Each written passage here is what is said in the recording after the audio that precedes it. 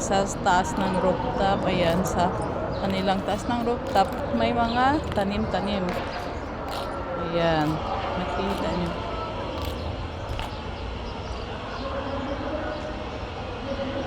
Ayan, mga hindi pa tapos na building. At saka yan, may tapos na mga building. Ayan. So, yung kanilang mga prutas ay wala pang mga bunga. Yan, diba? Yan, may bayabas. Siguro yan, orange o di kaya lemon. At saka yung malaki, may mangga doon, oh. At saka yung granada, dalim fruits.